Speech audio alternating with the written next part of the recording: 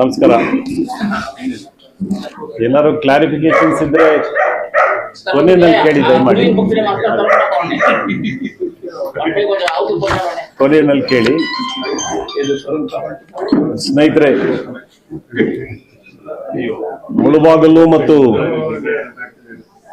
ಕೋಲಾರ ಜಿಲ್ಲೆ ಅಂತ ಹೇಳಿದ್ರೆ ಮುಳಬಾಗಿಲು ಒಂದು ವಿಶೇಷವಾದಂಥ ಪ್ರದೇಶ ಇದೆ. ಮುಳಬಾಗಿಲು ಬಂದಾಗ ನಾವು ನೆನಪು ಮಾಡ್ಕೊಳ್ಳೇಬೇಕಾಗಿರುವಂಥವ್ರು DVG ಅವರು. ಇದು ಕರ್ನಾಟಕದ ಮೂಡಲ ಬಾಗಿಲು ಕೂಡ. ಅದರ ಜೊತೆಗೆ ಎಂ.ಇ. ಕೃಷ್ಣಪ್ಪನವ್ರನ್ನ ನಾವು ಸದಾಕಾಲ ನೆನಪು ಮಾಡ್ಕೋಬೇಕಾಗುತ್ತೆ. ಜನರ ಬದುಕನ್ನ ಸುಧಾರಣೆಗೋಸ್ಕರ ಅವರು ಹಾಲು ಉತ್ಪಾದಕರ ಸಹಕಾರ ಸಂಘಗಳು ಪ್ರಾರಂಭ ಆಗಬೇಕಾದ್ರೆ ಬಹಳ ದೊಡ್ಡ ಪ್ರೇರಣೆಯನ್ನು ಅವ್ರು ಕೊಟ್ಟಿದ್ದಾರೆ. ಜೊತೆಗೆ ಸ್ವಾತಂತ್ರ್ಯ ಹೋರಾಟದಲ್ಲೂ ಕೂಡ ಬಹಳ ದೊಡ್ಡ ಪ್ರಯತ್ನಗಳನ್ನು ಮಾಡಿರ್ತಕ್ಕಂಥ ಕರ್ನಾಟಕದ ಒಬ್ಬ ಧೀಮಂತ ನಾಯಕರು ಅನ್ನೋಂಥದ್ದನ್ನು ಕೂಡ ಈ ಸಂದರ್ಭದಲ್ಲಿ ನಾನು ನೆನಪು ಮಾಡ್ಕೊಳ್ತೇನೆ ಸ್ನೇಹಿತರೆ. ಹಾಗೇನೆ ಅನೇಕ ಜನ ಹಿರಿಯರು ಇಲ್ಲೆಲ್ಲ ಶಾಸಕರಾಗಿ ಮುಳಬಾಗಿಲು ತಾಲೂಕಿನ ಅಭಿವೃದ್ಧಿಗೆ ಅವರದೇ ಆದಂಥ ರೀತಿಯಲ್ಲಿ ಪ್ರಯತ್ನಗಳನ್ನು ಮಾಡ್ಕೊಂಡು ಬಂದಿದ್ದಾರೆ. ಬೀರೇಗೌಡರು ಇರ್ಬೋದು, ಹಾಗೇನೆ R. ವೆಂಕಟರಾಮಯ್ಯನವರು ಇರ್ಬೋದು, ಇವರೆಲ್ಲರೂ ಕೂಡ ಶಾಸಕರಾಗಿದ್ದಂಥವ್ರು. M.E. ವೆಂಕಟಪ್ಪನವರು ನಮ್ಮ ಅಪರೂಪ ವಿಧಾನಸಭೆ ಮತ್ತು ವಿಧಾನ ಪರಿಷತ್ತಿಗೆ ಎರಡೂ ಕಡೆಗೂ ಕೂಡ ಅಧ್ಯಕ್ಷರಾಗಿದ್ದಂಥವ್ರು. ಹಾಗೇನೆ ಹೊಸ ತಲೆಮಾರಿನಲ್ಲಿ ಮಂಜುನಾಥ್ ಅವರು MLA ಆಗಿದ್ದಾರೆ, ಅಂಬರೀಷ್ ಅವರು MLA ಆಗಿದ್ದಾರೆ, ಮತ್ತೆ ನಾಗೇಶ್ ಅವರು ಕೂಡ ಶಾಸಕರಾಗಿ ಅವರೆಲ್ಲರೂ ಕೂಡ ಈ ಭಾಗದಲ್ಲಿ ಶಾಸಕರಾಗಿ ಜನರ ಆಶೀರ್ವಾದವನ್ನು ಪಡ್ಕೊಂಡಿರುವಂಥವ್ರು.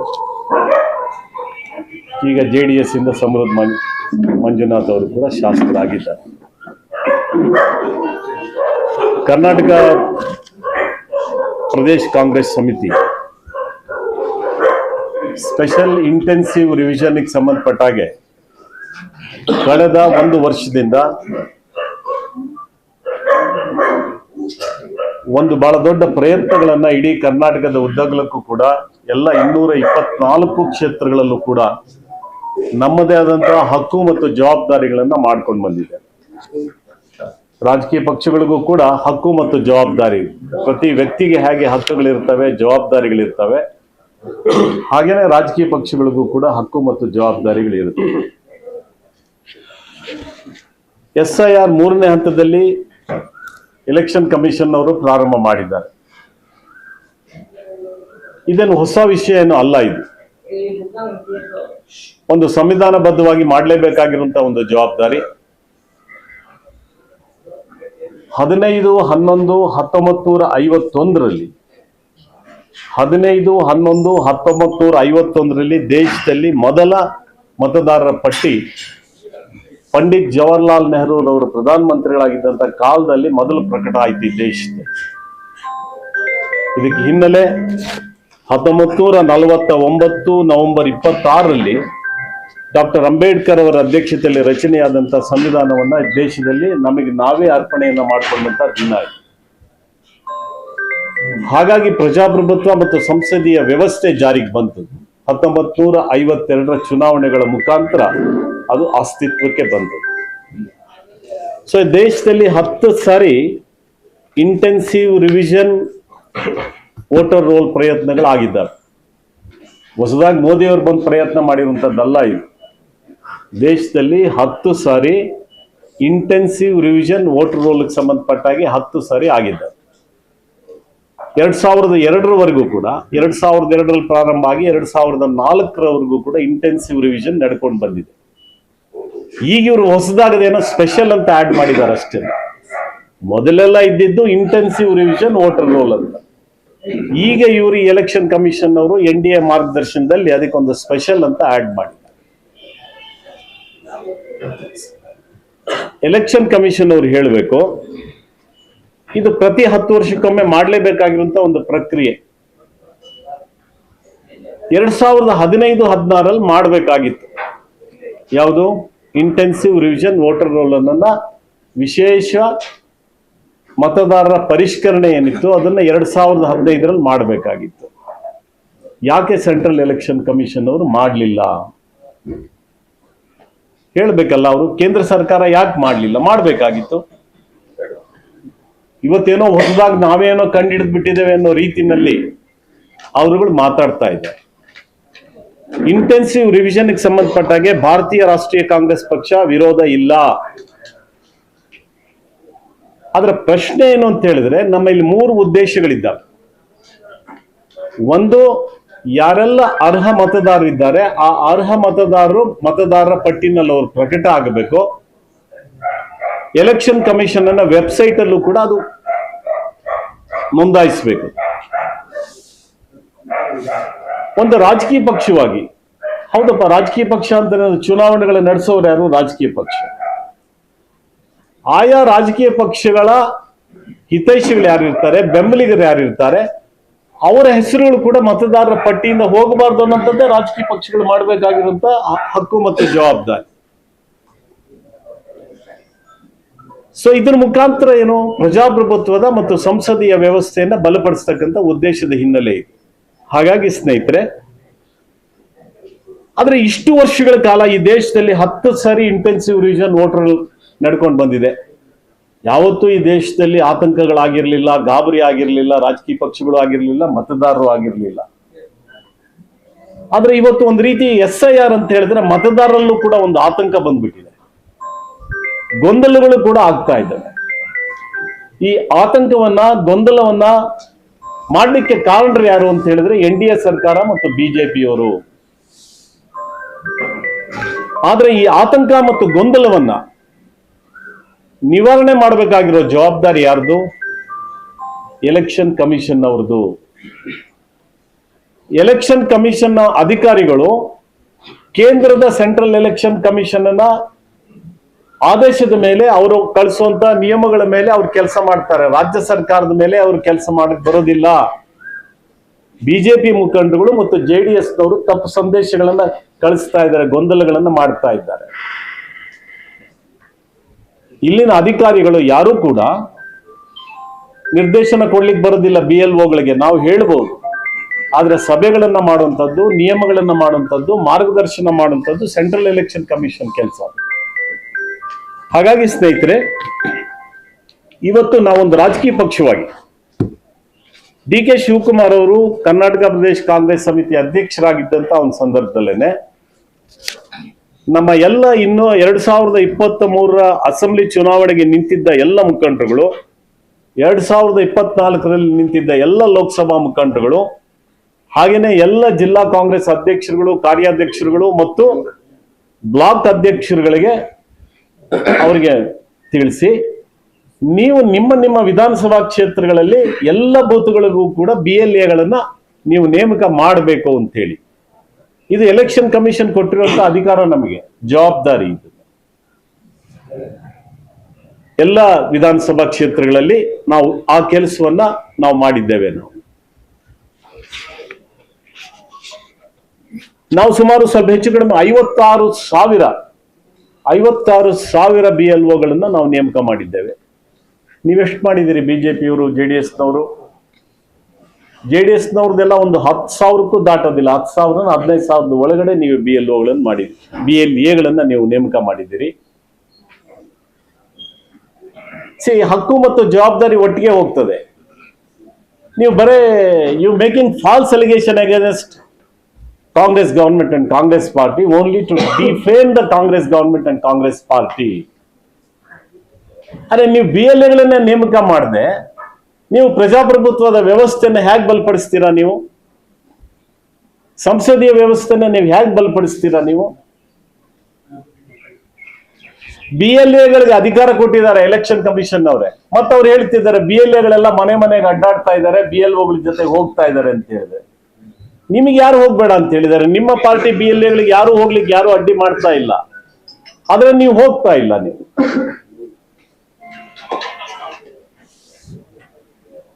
ಪ್ರತಿ ದಿವಸ 50 ಎನ್ಯುಮರೇಷನ್ ಫಾರ್ಮ್ಗಳನ್ನ BLAಗಳು ಕಲೆಕ್ಟ್ ಮಾಡ್ಕೊಳ್ಳೋಕೆ ಅವಕಾಶಗಳಿದ್ದಾವೆ.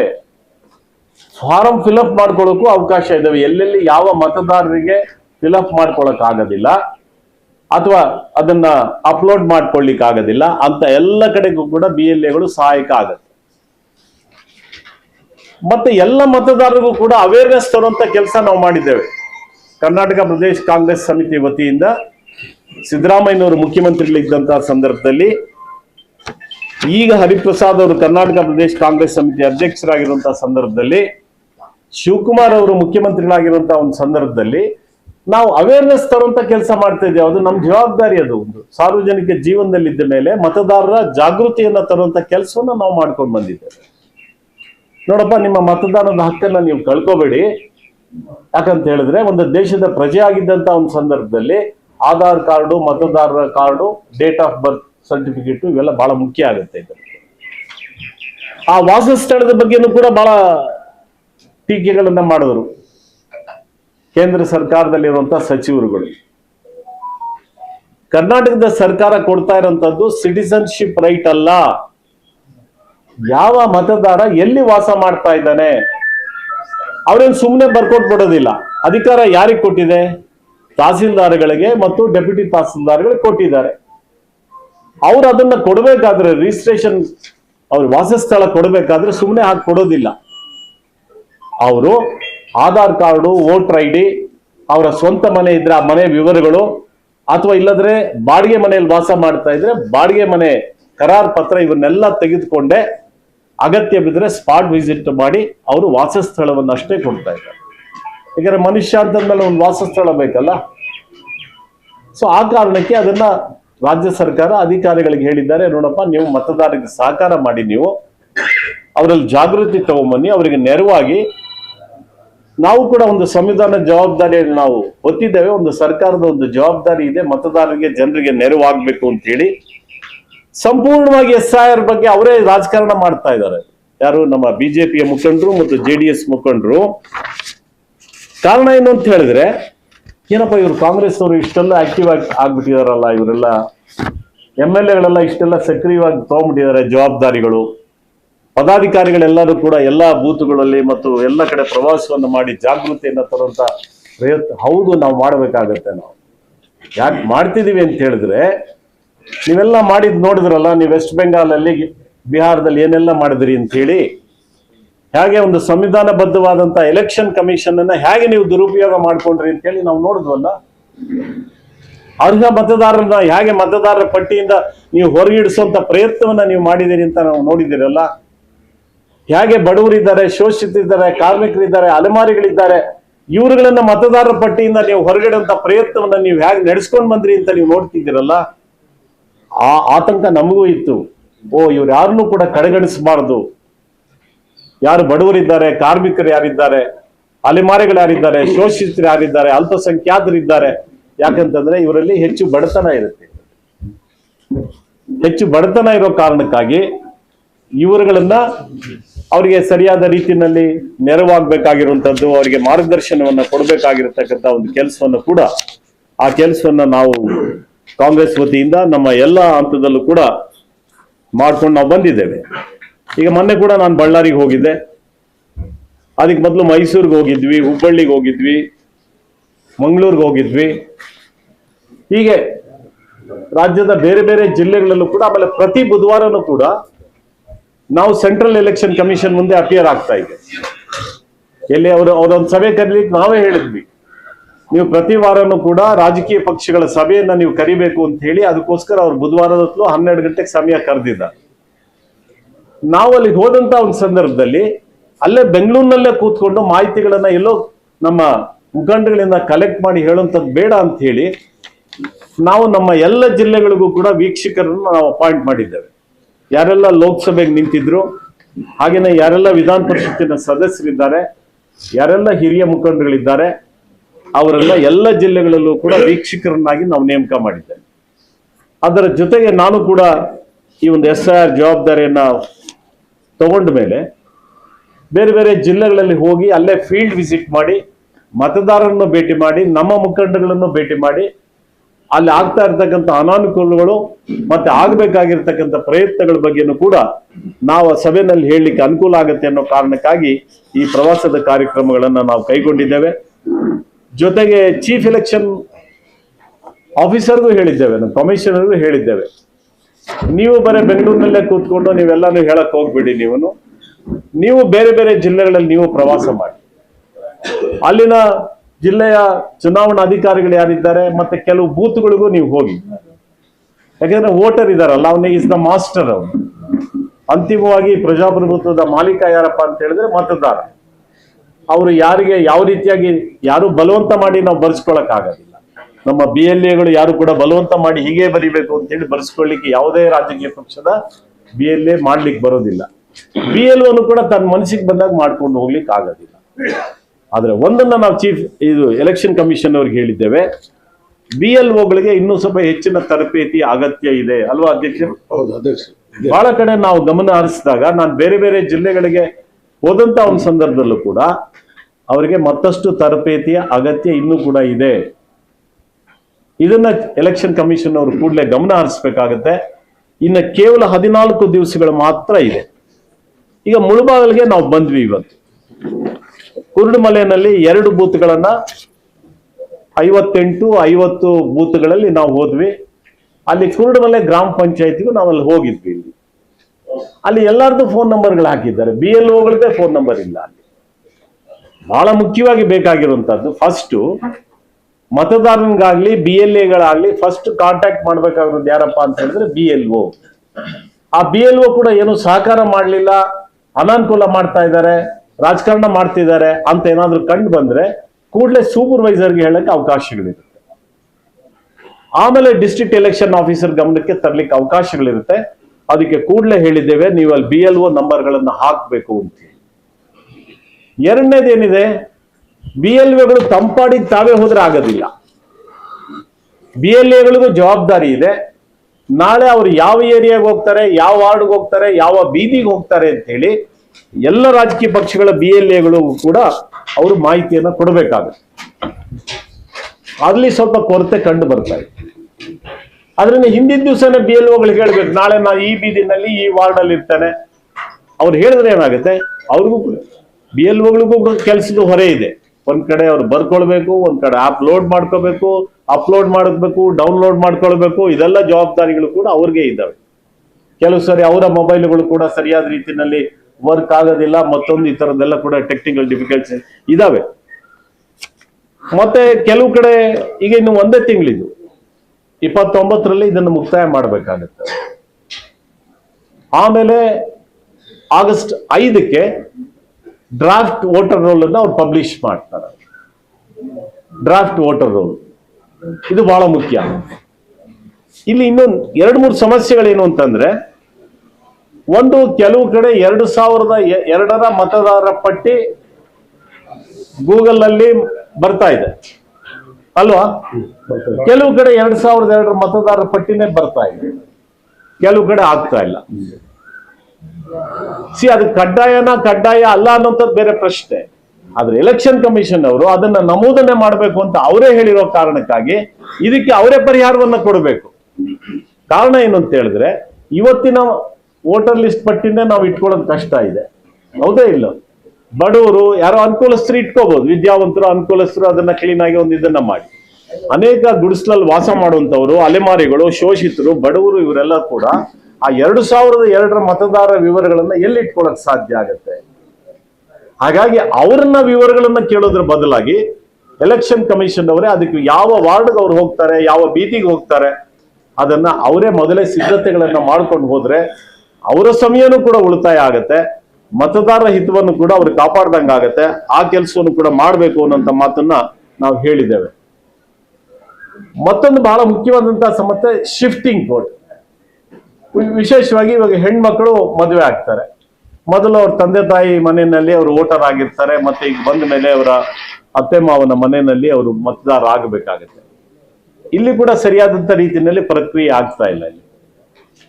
ಯಾಕಂದ್ರೆ 2002ರ ವಿವರಗಳು ಬೇಕಾಗತ್ತೆ, ಮತ್ತೊಂದು ಬೇಕಾಗತ್ತೆ. ಹಾಗಾಗಿ ಇದ್ರ ಬಗ್ಗೆನೂ ಕೂಡ ಗಮನ ಹರಿಸ್ಬೇಕು ಅಂತ ಹೇಳಿದ್ದೇವೆ. ಮತ್ತೆ ಇನ್ನೊಂದು, ಈ ಕಾರ್ಮಿಕರು ಇರ್ತಾರೆ, ಒಂದ್ ಕಡೆಯಿಂದ ಇನ್ನೊಂದ್ ಕಡೆಗೆ ಹೋಗಿರ್ತಾರೆ, ಪಾಪ ದುಡಿಯೋ ಜನ, ಅವ್ರು ಬದುಕಬೇಕಲ್ಲ, ಒಂದ್ ಕಡೆಯಿಂದ ಇನ್ನೊಂದ್ ಕಡೆಗೆ ಹೋಗಿರ್ತಾರೆ. ಅಲೆಮಾರಿಗಳು ಒಂದ್ ಕಡೆಯಿಂದ ಇನ್ನೊಂದ್ ಕಡೆಗೆ ಹೋಗಿರ್ತಾರೆ. ಅಲ್ಪಸಂಖ್ಯಾತರು ಎಲ್ಲೋ ಬದುಕಕ್ಕೆ ಇನ್ನೊಂದ್ ಕಡೆ ಹೋಗಿ ವ್ಯವಹಾರ ಮಾಡಕ್ ಹೋಗಿರ್ತಾರೆ. ಸೊ ಅಲ್ಲಿ ಅವರು ಮತದಾನದ ಅಲ್ಲಿ ಕೂಡ ಕೆಲವು ಸಮಸ್ಯೆಗಳಿದ್ದಾವೆ. ಸೊ ಹಾಗಾಗಿ ಇದ್ರ ಬಗ್ಗೆನೂ ಕೂಡ ಎಲೆಕ್ಷನ್ ಕಮಿಷನ್ ಅವರು ಗಮನ ಹರಿಸಬೇಕು. ಆ ವರ್ಗದ ಜನರಿಗೆ ಯಾವುದೇ ರೀತಿಯಾಗಿ ಅನಾನುಕೂಲ ಆಗಬಾರದು ಅನ್ನುವಂಥ ಮಾತನ್ನು ಕೂಡ ನಾವು ಎಲೆಕ್ಷನ್ ಕಮಿಷನ್ ಅವ್ರಿಗೆ ನಾವು ಹೇಳಿದ್ದೇವೆ. ಮತ್ತೆ ನಮ್ಮ ಮುಳುಬಾಗಿಲಿನ ಅಂಬೇಡ್ಕರ್ ನಗರಕ್ಕೆ ಬಂದ್ವಿ ನಾವು. ಅದಕ್ಕೆ ಮುಂಚೆ ನಾವು ಇನ್ನೊಂದು ವಾರ್ಡ್ಗೆ ಹೋದ್ವಿ, ಜನರಲ್ ವಾರ್ಡ್ಗೆ ಹೋದ್ವಿ. ಅಲ್ಲಿ ಎಲ್ಲಾ ಸಮುದಾಯದವರು ಇದ್ದಾರೆ. ನಮ್ಮ ಎಲ್ಲಿ BLA ಅವರು ನಮ್ಮ ಯಂಗ್ಸ್ಟರ್ ಅವರು ಇದ್ರಲ್ಲ, ಅಲ್ಲ ಲೋಕೇಶ್ ಅವರು ಮತ್ತೆ ಇವರು ತುಂಬಾ ಒಳ್ಳೆ ಕೆಲಸ ಮಾಡಿದ್ದಾರೆ. ಆ ಇಡೀ ನಮ್ಮ KPCC ಪರವಾಗಿ ನಾನು ಅವರಿಗೆ ಅಭಿನಂದನೆಗಳನ್ನ ನಾನು ಸಲ್ಲಿಸ್ತೇನೆ. ಅವರಿಗೆ ಬೆಂಬಲವಾಗಿ ಆದಿನಾರಾಯಣ್ ಅವರು ಕೂಡ ಮಾರ್ಗದರ್ಶನ ಮಾಡಿದ್ದಾರೆ, ಮಂಜುನಾಥ್ ಅವರು ಕೂಡ ಮಾರ್ಗದರ್ಶನವನ್ನ ಮಾಡಿದ್ದಾರೆ. ನಮ್ಮ ಕಾರ್ಯಾಧ್ಯಕ್ಷರುಗಳು ಕೂಡ ನಾನು ನಮ್ಮ ಕೋಲಾರ ಜಿಲ್ಲೆಯ ಎಲ್ಲ ಶಾಸಕರನ್ನ ಮತ್ತು 2023 ಚುನಾವಣೆಯಲ್ಲಿ ನಿಂತಿದ್ದಂತ ಎಲ್ಲ ಅಭ್ಯರ್ಥಿಗಳನ್ನು ಕೂಡ ನಾನು ಅಭಿನಂದನೆಯನ್ನ ಮಾಡ್ತೇನೆ. ಎಲ್ಲ ವಿಧಾನಸಭಾ ಕ್ಷೇತ್ರಗಳಲ್ಲೂ ಕೂಡ BLAಗಳನ್ನ ಅಪಾಯಿಂಟ್ ಮಾಡಿದ್ದಾರೆ. ಎಲ್ಲ ವಿಧಾನಸಭಾ ಕ್ಷೇತ್ರಗಳಲ್ಲಿ ಎಲ್ಲ ಬೂತ್ಗಳಿಗೂ ಕೂಡ ಅವರೆಲ್ಲರೂ ಕೂಡ ಆಸಕ್ತಿಯನ್ನು ತೆಗೆದುಕೊಂಡು BLAಗಳನ್ನ ಅಪಾಯಿಂಟ್ ಮಾಡಿದ್ದಾರೆ. ಅವತ್ತು ಇವರೆಲ್ಲ ಕೂಡ ಸಕ್ರಿಯವಾಗಿದ್ದಾರೆ. ಅವರೆಲ್ಲರೂ ಕೂಡ ಬ್ಲಾಕ್ ಪ್ರೆಸಿಡೆಂಟ್ಸ್ಗೆ BLAಗಳಿಗೆ ಈಗ ಮಾಲೂರಿನಲ್ಲೂ ಕೂಡ ಒಂದು ಟ್ರೈನಿಂಗ್ ಕ್ಯಾಂಪ್ ಆಯಿತು, ಕೋಲಾರದಲ್ಲೂ ಒಂದು ಟ್ರೈನಿಂಗ್ ಕ್ಯಾಂಪ್ ಆಯಿತು.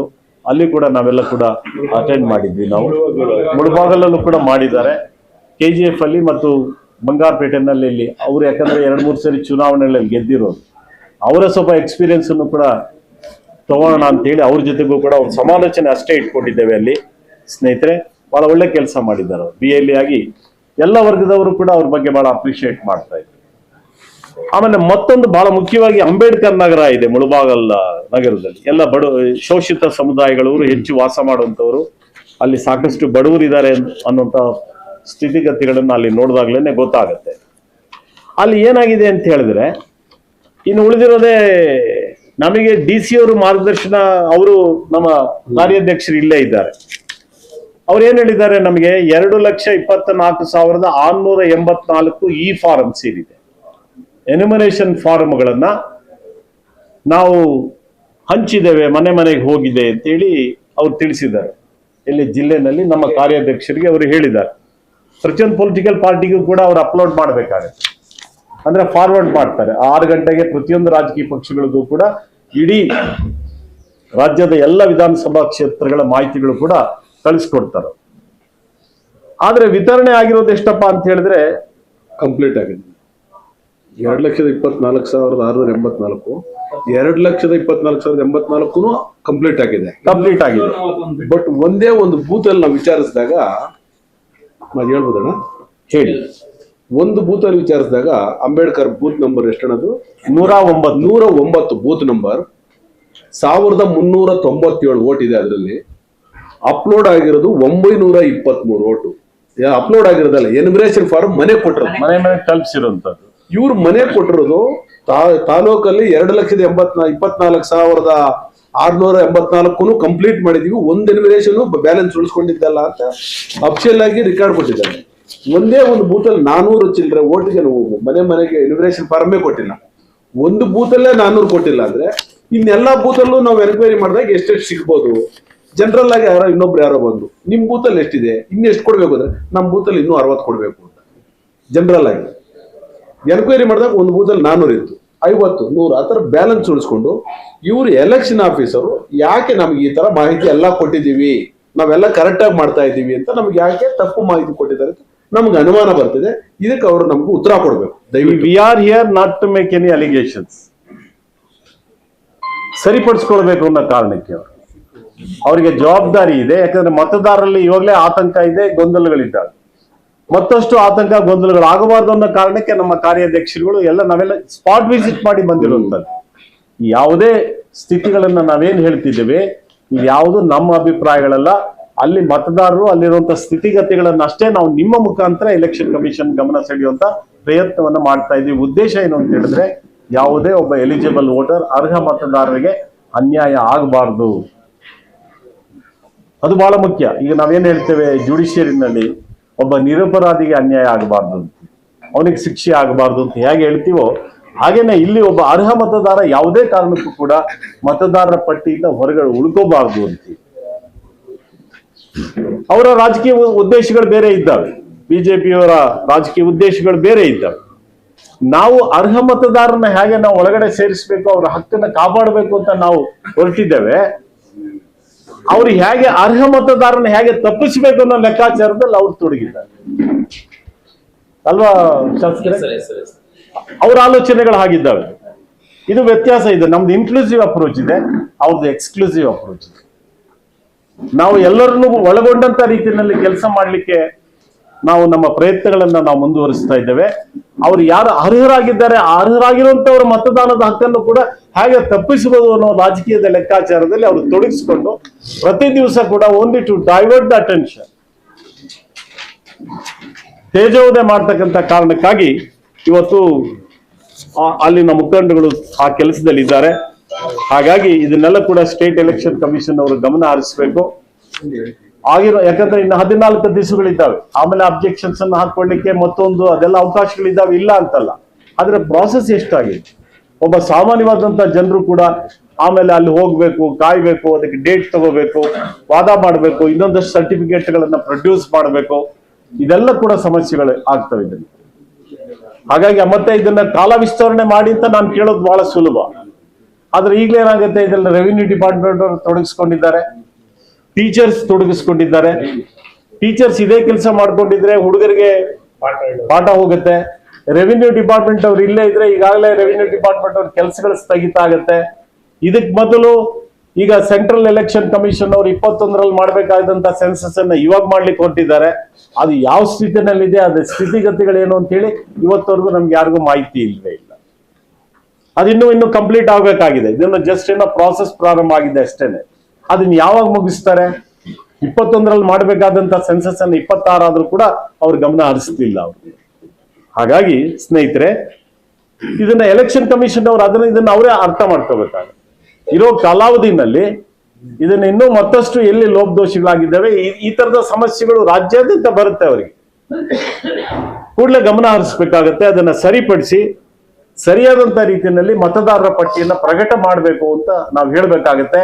ಇಲ್ಲದೆ ಹೋದ್ರೆ ನೀವು NDA ಸರ್ಕಾರ, ಬಿಜೆಪಿ ಸರ್ಕಾರ, ಕೇಂದ್ರ ಸರ್ಕಾರ ಎಲೆಕ್ಷನ್ ಕಮಿಷನ್ ಅನ್ನ ದುರುಪಯೋಗ ಮಾಡಿಕೊಂಡು ಕರ್ನಾಟಕದಲ್ಲೂ ಕೂಡ ಅವಾಂತರಗಳನ್ನ ಸೃಷ್ಟಿ ಮಾಡ್ಲಿಕ್ಕೆ ಕಾರಣಕರ್ತರಾಗ್ತಾರೆ ಅನ್ನೋಂಥ ಮಾತನ್ನ ನಾವು ಹೇಳ್ಬೇಕಾಗುತ್ತೆ. ಅದಕ್ಕೆ ಅವಕಾಶ ಕೊಡಬಾರ್ದು ಅಂತ ಹೇಳೋದಾದ್ರೆ ಇಲ್ಲಿ ಏನ್ ಕಂಡು ಬಂದಿರುವಂತ ಅನಾನುಕೂಲಗಳೇನಾಗಿ ಆಗ್ತಾ ಇದ್ದಾವೆ ಅದನ್ನ ಸರಿಪಡಿಸಕ್ಕೆ ಅವ್ರು ಮುಂದಾಗಬೇಕು. ಸರಿಪಡಿಸೋ ಕೆಲಸವನ್ನ ಮಾಡಬೇಕು ಅಂತ ಹೇಳಿ ನಾವು ಒತ್ತಾಯವನ್ನ ಅವರಿಗೆ ನಾವು ಮಾಡ್ತೇವೆ. ಕಾರಣ ಏನು ಅಂತ ಹೇಳಿದ್ರೆ, ಇದು ನಮ್ಮ ಸಂವಿಧಾನದ ಜವಾಬ್ದಾರಿ. ಪ್ರಜಾಪ್ರಭುತ್ವ ಮತ್ತು ಸಂಸದೀಯ ವ್ಯವಸ್ಥೆಯನ್ನು ಬಲಪಡಿಸಲಿಕ್ಕೆ ಮಾಡಲೇಬೇಕಾಗಿರುವಂತ ಒಂದು ಜವಾಬ್ದಾರಿ. ಮತದಾರರ ಪರವಾಗಿ ನಾವು ಈ ಕೆಲಸವನ್ನ ನಾವು ಮಾಡ್ಲಿಕ್ಕೆ ನಾವು ಹೊರಟಿದ್ದೇವೆ. ಅದಕ್ಕೆ ಮಾಧ್ಯಮ ಸ್ನೇಹಿತರು ಕೂಡ ತಾವು ಕೂಡ ಸಹಕಾರ ಮಾಡಬೇಕು. ಇನ್ನೊಂದಷ್ಟು ಜಾಗೃತಿ ತಾವು ಮಾಡ್ತಾ ಇದ್ದೀರಾ. SIR ಬಗ್ಗೆ ಸಾಕಷ್ಟು ಪ್ರಚಾರಗಳನ್ನ ತಾವು ಕೂಡ ಮಾಡ್ತಾ ಇದ್ದೀರಾ. ಇನ್ನೂ ಹೆಚ್ಚಿನ ರೀತಿಯಲ್ಲಿ ನೀವು ಪ್ರಚಾರವನ್ನ ಮಾಡ್ತಾ ಇರೋದ್ರ ಜೊತೆಗೆ ಎಲೆಕ್ಷನ್ ಕಮಿಷನ್ ಇಂದ ಆಗ್ತಾ ಇರ್ತಕ್ಕಂಥ ಅವಾಂತರಗಳೇನಿದ್ದಾವೆ ಅಥವಾ ಅವರು ಸರಿಪಡಿಸಬೇಕಾಗಿರುವಂತ ಜವಾಬ್ದಾರಿಗಳೇನಿದ್ದಾವೆ ಅದನ್ನು ಕೂಡ ತಾವು ಹೇಳಬೇಕಾಗುತ್ತೆ. ರಾಜಕೀಯ ಪಕ್ಷಗಳನ್ನು ಕೂಡ ತಾವು ಎಚ್ಚರಿಸಬೇಕಾಗುತ್ತೆ. ನಮ್ಮನ್ನ ತಾವು ಎಚ್ಚರಿಸಬಾರ್ದು ಅಂತ ನಾವು ಹೇಳ್ತಾ ಇಲ್ಲ. ರಾಜಕೀಯ ಪಕ್ಷಗಳನ್ನು ಕೂಡ ಯಾಕಂತ ಹೇಳಿದ್ರೆ ನೀವು ಜನರ ಧ್ವನಿಯಾಗಿ, ಮತದಾರರ ಧ್ವನಿಯಾಗಿನೇ ನೀವು ಕೆಲಸ ಮಾಡುವಂಥದ್ದು. ನಿಮ್ಮ ಎಲ್ಲ ಪ್ರಶ್ನೆಗಳು ಕೂಡ ಜನರ ಪರವಾಗೇ ಇರುತ್ತೆ, ಮತದಾರರ ಪರವಾಗೇ ಇರುತ್ತೆ ಅಂತ ನಾವು ತಿಳ್ಕೊಳ್ತೇವೆ. ಹಾಗಾಗಿ ಆ ಕೆಲಸವನ್ನು ಕೂಡ ಜಾಗೃತಿಯನ್ನ ಮಾಡುವಂಥದ್ರಲ್ಲಿ ಈ ಒಂದು ಇಂಟೆನ್ಸಿವ್ ರಿವಿಷನ್ ಸರಿಯಾದ ರೀತಿಯಲ್ಲಿ ಆಗುವಂತ ಸರಿಯಾದಂತ ರೀತಿಯಲ್ಲಿ ಎಲ್ಲ ಅರ್ಹ ಮತದಾರರ ಪಟ್ಟಿನಲ್ಲಿ ಬರುವಂತ ರೀತಿಯಲ್ಲಿ ನೀವು ಸಹಕರಿಸಬೇಕು. ಯಾವುದೇ ಬಡವರು, ಶೋಷಿತರು, ಕಾರ್ಮಿಕರು, ಅಲೆಮಾರಿಗಳು ಮತದಾರರ ಪಟ್ಟಿಯಿಂದ ಹೊರಗಡೆ ಹೋಗದೇ ಇರುವಂತ ರೀತಿಯಲ್ಲಿ ತಾವು ಕೂಡ ಸಹಕರಿಸಬೇಕು ಅಂತ ಹೇಳಿ ನಾನು ತಮ್ಮೆಲ್ಲರಿಗೂ ಕೂಡ ಮನವಿಯನ್ನ ಮಾಡ್ತೇನೆ. ತಮ್ಮೆಲ್ಲರಿಗೂ ಕೂಡ ನಮಸ್ಕಾರ. ಗೊತ್ತಾಯ್ತು, ನಿಮ್ ಪಾಯಿಂಟ್ ಕ್ಯಾಚ್ ಮಾಡಿದೆ. ಇದು ಬೇರೆ ಕಡೆನೂ ಇದು ಅಭಿಪ್ರಾಯ ಬಂದಿದೆ. ನೀವೇ ವಸ್ತುಸ್ಥಿತಿ ಹೇಳ್ತೀನಿ ನಿಮಗೆ. ಈಗ ಸ್ಲಮ್ಗಳಿಗೆ ಹೋಗ್ತಾರೆ, ಸ್ಲಮ್ಗಳಲ್ಲಿ ಅಲ್ಲಿ ಕೂತ್ಕೊಳ್ಳೋಕ್ಕೂ ಜಾಗ ಇರಲ್ಲ, ಚಿಕ್ಕದಾಗಿ ಮನೆ ಇರುತ್ತೆ, ಅಲ್ಲೊಂದು ಚೇರು ಕೂಡ ಇರೋದಿಲ್ಲ, ಎಲ್ಲ ಇಕ್ಕಟ್ಟಲ್ಲೇ ವಾಸ ಮಾಡ್ತಿರ್ತಾರೆ. ಅನೇಕ ಆ ಥರದ ಪ್ರದೇಶಗಳಿದ್ದಾವೆ. ಅವ್ರು ಏನ್ ಮಾಡ್ಬೇಕು? ಎಲ್ಲರೂ ಒಂದ್ ಕಡೆ ಕೂತ್ಕೋಬೇಕಲ್ಲ. ಎನ್ಯುಮರೇಷನ್ ಫಾರ್ಮ್ ಅನ್ನು ಎಲ್ಲರಿಗೂ ಡಿಸ್ಟ್ರಿಬ್ಯೂಟ್ ಮಾಡ್ತಾರೆ. ಅವ್ರು ಕೂಡ ಮಾಹಿತಿಯನ್ನೇ ಬರ್ಕೊಂಬರ್ತಾರೆ. ಅಥವಾ ಅವ್ರ ಪಾಡಿಗೆ ಅವ್ರೇನೋ ಯಾರೋ BLA ಏನೋ ಮನಸ್ಸಿಗೆ ಬಂದಾಗ ಮಾಡೋಕ್ಕಾಗೋದಿಲ್ಲ. ಅಲ್ಟಿಮೇಟ್ ಆಗಿ ಸೈನ್ ಮಾಡಬೇಕಾಗಿರುವಂಥದ್ದು ಮತದಾರ ಯಾರಿದ್ದಾನೆ ಅವ್ರು ಸೈನ್ ಮಾಡ್ತಾರೆ. ಆಮೇಲೆ ಅದಕ್ಕೆ BLO ಸೈನ್ ಮಾಡಿನೇ ಕಳ್ಸೋಂಥದ್ದು, ಬೇರೆ ಯಾರು ಮಾಡ್ಲಿಕ್ಕೆ ಬರೋದಿಲ್ಲ. ಇದು ಅನೇಕ ಇಕ್ಕಟ್ಟಿನ ಪ್ರದೇಶಗಳು ಇವತ್ತು ಇದಾವೆ, ನಾವು ನೋಡಿದ್ವಲ್ಲ. ಅಂತ ಕಡೆ ಅವರೆಲ್ಲ ಒಟ್ಟಾಗಿ ಸೇರ್ಕೊಳ್ತಾರೆ. ಅದೊಂಥರ ಜಾಗೃತಿ. ಅವ್ನು ಕೇಳ್ಕೊಳ್ತಾನೆ, ಏನಪ್ಪ ನೀನ್ ಹೆಂಗ್ ಫಾರಂ ಫಿಲ್ಅಪ್ ಮಾಡಿದ್ಯಾ, ನೀನ್ ಹೆಂಗ್ ಅಪ್ಲೋಡ್ ಮಾಡಿದ್ಯಾ ಕೇಳಿ ತಿಳ್ಕೊಳ್ತಾರೆ. ಸಣ್ಣ ಸಣ್ಣವನ್ನೆಲ್ಲನೂ ಕೂಡ ರಾಜಕೀಯ ಕಾರಣಗಳಿಗೋಸ್ಕರ ಉದ್ರೇಕ ಮಾಡಿ ಮಾತಾಡೋದ್ರಲ್ಲಿ ಯಾವ ಅರ್ಥಗಳು ಕೂಡ ಇಲ್ಲ. ಯಾರನ್ನು ಕೂಡ ತಪ್ಪದಾರಿಗೆ ತೆಗೆದುಕೊಂಡು ಹೋಗೋದಕ್ಕೆ ಸಾಧ್ಯ ಆಗೋದಿಲ್ಲ. ಇನ್ನೊಂದು ಇದೇ ಸಮಸ್ಯೆ ಅಪಾರ್ಟ್ಮೆಂಟ್ ಅಲ್ಲೂ ಕೂಡ ಬಂದಿದೆ. ಈಗ ಒಂದು ಅಪಾರ್ಟ್ಮೆಂಟ್ ಅಲ್ಲಿ 100 ಮನೆ ಇರುತ್ತೆ, 100ರಿಂದ 500 ಮನೆಗಳವರೆಗೂ ಇರುತ್ತೆ. ಅಪಾರ್ಟ್ಮೆಂಟ್ ಅಲ್ಲಿ 1000 ಇರುತ್ತೆ. ಪ್ರಾಕ್ಟಿಕಲಿ ತಾವು ಕೂಡ ದಯಮಾಡಿ ಹೇಳಿ, is it practically possible to BLO to visit all the houses? 500 ಮನೆ 1000 ಮನೆ ನಾನು ಪ್ರತಿ ಅಪಾರ್ಟ್ಮೆಂಟ್ ಅಲ್ಲಿ ಅವನು ಹೋಗ್ತಾನೆ ಅಂತ ಇಟ್ಕೊಳ್ಳಿ, ಹೋದಾಗ ಅವ್ರು ಪ್ರತಿ ಮನೆಯವ್ರು ಇರ್ತಾರ. ಅಲ್ಲಿ ಏನ್ ಮಾಡ್ತಾರೆ, ಕೆಳಗಡೆ ಒಂದು ಕ್ಲಬ್ ಹೌಸ್ ಮಾಡ್ಕೊಂಡಿರ್ತಾರೆ, ಅಲ್ಲಿ ಪದಾಧಿಕಾರಿಗಳು ಇರ್ತಾರೆ. ಸರ್ ನೀವೆಲ್ಲರೂ ಇಲ್ಲಿ ಬನ್ನಿಪ್ಪ, ಫಾರಮ್ಸ್ ಕಲೆಕ್ಟ್ ಮಾಡ್ಕೊಳ್ಳಿ, ಫಿಲ್ಅಪ್ ಮಾಡ್ಕೊಂಡು ಹೋಗಿ ಅಂತ ಹೇಳಿದ್ರೆ ಅದಕ್ಕೆ ನಾವು ರಾಜಕಾರಣ ಮಾಡಕ್ ಆಗಲ್ಲ. ಹತ್ತೋದೇ ಆಗಿ ಅವ್ರ ಪರಿಸ್ಥಿತಿ ಏನಾಗುತ್ತೆ. ಇವ್ರು ಒಂದೇ ಒಂದು ಕ್ವಶನ್ ಅಣ್ಣ, ಎನ್ಯುಮರೇಷನ್ ಫಾರ್ಮ್ ಕೊಡೋದು ಯಾರು? ಎಲೆಕ್ಷನ್ ಆಫೀಸರ್, ಕರೆಕ್ಟಾ? ಎನ್ಯುಮರೇಷನ್ ಫಾರ್ಮ್ ಯಾರಿಗೆ ಮಾತ್ರ ಬರುತ್ತೆ? ಯಾರು 2025ರಲ್ಲಿ ವೋಟರ್ ಲಿಸ್ಟ್ ಅಲ್ಲಿ ಇದ್ದಾನೆ, ಅವ್ರು ಬಿಟ್ಟು ಬೇರೆಯವ್ರಿಗೆ ಬರಲ್ವಲ್ಲ. ಅದನ್ನ ಫಿಲ್ಅಪ್ ಮಾಡೋ ಜಾಗ ಮಸೀದಿ ಆದ್ರೇನು, ಚರ್ಚ್ ಆದ್ರೇನು, ದೇವಸ್ಥಾನ ಆದ್ರೇನು, ಮನೆ ಆದ್ರೇನು, ಗುಡಿ ಆದ್ರೆ, ನೀವು ಕರೆಕ್ಟ್ ಆಗಿ ಮಾಡ್ಬೇಕಾದ್ರೆ ಎನ್ಯುಮರೇಷನ್ ಫಾರ್ಮ್ ಅವ್ರ ಮನೆಗೆ ತಲುಪಿದೆಯಾ ಇಲ್ವಾ ಫಿಲ್ಅಪ್ ಮಾಡಿ ನಿಮ್ಗೆ ವಾಪಸ್ ಕೊಟ್ಟಿದ್ದಾರೆ, ನೀವು ಅಪ್ಲೋಡ್ ಮಾಡಿದ್ರೆ ಅದೇ ತರ ಇಂಪಾರ್ಟೆಂಟ್. ನೀವು ಅವ್ರ ಜಾಗದಲ್ಲಿ ಮಾಡ್ತಾ ಇದ್ದಾರೆ, ಇವ್ರ ಜಾಗದಲ್ಲಿ, ಅದೆಲ್ಲ ನೋಡ್ಕೋಬೇಕಾದ್ರೆ ಎಲೆಕ್ಷನ್ ಆಫೀಸರ್ ಅಲ್ವಾ, ಅದೇ ಅವ್ರ ಕಂಟ್ರೋಲ್ ಅಲ್ಲೇ ಇರೋದು. ಅದಕ್ಕಿಂತ ಮುಖ್ಯವಾಗಿ ನೀವು ಅನರ್ಹ ಮತದಾರ ಅಂದ್ರೆ ಎನ್ಯುಮರೇಷನ್ ಫಾರಮೇ ಬರಲ್ವಲ್ಲ. ಇನ್ನು ಅನರ್ಹ ಮತದಾರನ ನಾವು ಎಲ್ಲಿಂದ ಸೇರ್ಸಕ್ ಆಗಲ್ವಲ್ಲ ನಾವು. ಹೆಸರಿದ್ರೆ ಮಾತ್ರ ಫಾರಂ, ಎನ್ಯುಮರೇಷನ್ ಫಾರಂ ಅಲ್ಲಿ ಹೆಸರಿದ್ರೆ 2025ರಲ್ಲಿ ಅವನ ವೋಟರ್ ಹೆಸರಲ್ಲಿ ಇದ್ರೆ ಬರುತ್ತೆ ಎನ್ಯುಮರೇಷನ್ ಫಾರಂ. ಅವನ ಹೆಸರೇ ಇಲ್ಲ ಇದ್ರೆ ಅನರ್ಹ ಮತದಾರನ ಸೇರಿಸೋದು ಹೇಗೆ? ಎನ್ಯುಮರೇಷನ್ ಫಾರ್ಮ್ ಎಕ್ಸ್ಟ್ರಾ ಏನಾದ್ರು ಬರುತ್ತಾ? ಅನರ್ಹನ್ಗೆ ಬರಲ್ವಲ್ಲ, ಅಲ್ಲಿ ಇರೋರ್ಗೆ ಮಾತ್ರನೇ ಬರೋದು. ಎಲ್ಲಿ ಕೂತ್ಕೊಂಡ್ರು ಎನ್ಯುಮರೇಷನ್ ಫಾರಮ್ ಏನ್ ವೋಟರ್ ಲಿಸ್ಟ್ ಅಲ್ಲಿ ಇರುತ್ತೆ ಅವ್ರಿಗೆ ಮಾತ್ರನೇ ಬರೋದು. ನೀವು ಮಸೀದಲ್ಲಿ ಕೂತ್ಕೊಳ್ಳಿ, ದೇವಸ್ಥಾನದಲ್ಲಿ ಕೂತ್ಕೊಳ್ಳಿ, ಎಲ್ಲಿ ಕೂತ್ಕೊಂಡ್ರು ಅವ್ರಿಗೆ ಮಾತ್ರನೇ ಬರೋದು, ಅವ್ರಿಗೆ ಮಾತ್ರನೇ ನೀವು ಅನರ್ಹನ್ ಏನ್ ಸೇರ್ಸಕ್ ಆಗಲ್ಲ. ಆಮೇಲೆ ಮೈಂಡ್ ಅಲ್ಲಿ ಇಟ್ಕೋಬೇಕು. 18 ವರ್ಷ ಮತದಾರರು, 18 ವರ್ಷದ ಮತದಾರರಿಗೆ ಪ್ರತಿ ವರ್ಷದ ಜನವರಿನಲ್ಲಿ ಸೇರಿಸ್ಕೊಳ್ಳಕ್ ಅವಕಾಶ ಇದೆ. ಈಗ ಎನ್ಯುಮರೇಷನ್ ಫಾರಂ ಅವ್ರಿಗೆ ಕೊಡ್ಲಿಕ್ಕೆ ಅವಕಾಶ ಇದೆ. ಅಂದ್ರೆ ಫಾರಂ 6 ಮತ್ತು 7, 8 ಉಪಯೋಗ ಮಾಡ್ಕೋಬೇಕು, 6, 8 ಉಪಯೋಗ ಮಾಡ್ಕೊಳ್ಬೇಕು. ಅದನ್ನ ಯಾರಂದ್ರೆ ಅವ್ರು ಕೊಡ್ಲಿಕ್ಕೆ ಆಗೋದಿಲ್ಲ. ಅವರು ಅದಕ್ಕೆ ಬೇಕಾದಂತ ದಾಖಲೆಗಳನ್ನ ಕೊಟ್ರೆ ಮಾತ್ರ ಅವ್ರು ಎಂಟರ್ ಆಗ್ತಾರೆ ಅವರು. ಹಾಗಾಗಿ ಸುಮ್ಮನೆ ಅನಾವಶ್ಯಕವಾಗಿ ಅವ್ರು ಕಾಂಗ್ರೆಸ್ ಅವರು ವಿರೋಧ ಮಾಡ್ತಿದ್ದಾರೆ ಅಂತ ಹೇಳಿ ಹೇಳ್ಕೊಂಡು ಬಂದ್ರು. ಎಲ್ಲ ದೇಶ ತುಂಬಾ ಅದನ್ನೇ ಹೇಳ್ಕೊಂಡು ಬರ್ತಿದ್ದಾರೆ. ಇಂಟೆನ್ಸಿವ್ ರಿವಿಷನ್ ಅನ್ನ ಪ್ರಾರಂಭ ಮಾಡಿದ್ದೆ ಪ್ರಜಾಪ್ರಭುತ್ವ ಮತ್ತು ಸಂಸದೀಯ ವ್ಯವಸ್ಥೆನ ಈ ದೇಶದಲ್ಲಿ ಯಾರಾದ್ರೂ ಕೂಡ ಬಲಪಡಿಸ್ಲಿಕ್ಕೆ ಬಹಳ ದೊಡ್ಡ ಅಡಿಪಾಯವನ್ನ ಯಾರಾದ್ರೂ ಹಾಕೊಟ್ಟಿದ್ರೆ ಅದು ಪಂಡಿತ್ ಜವಾಹರ್ಲಾಲ್ ನೆಹರೂರವರು. ಹಾಗಾಗಿ ಈ ದೇಶದಲ್ಲಿ ಇಷ್ಟು ದೊಡ್ಡ ಪ್ರಜಾಪ್ರಭುತ್ವ ರಾಷ್ಟ್ರ ಆಗ್ಲಿಕ್ಕೆ ಕಾರಣ ಆಗಿದೆ, ನಮ್ಮ ಸಂವಿಧಾನ ಕಾರಣ ಆಗಿದೆ. ಥ್ಯಾಂಕ್ ಯು ಸ್ನೇಹಿತರೆ, ನಮಸ್ಕಾರ ಎಲ್ಲರಿಗೂ.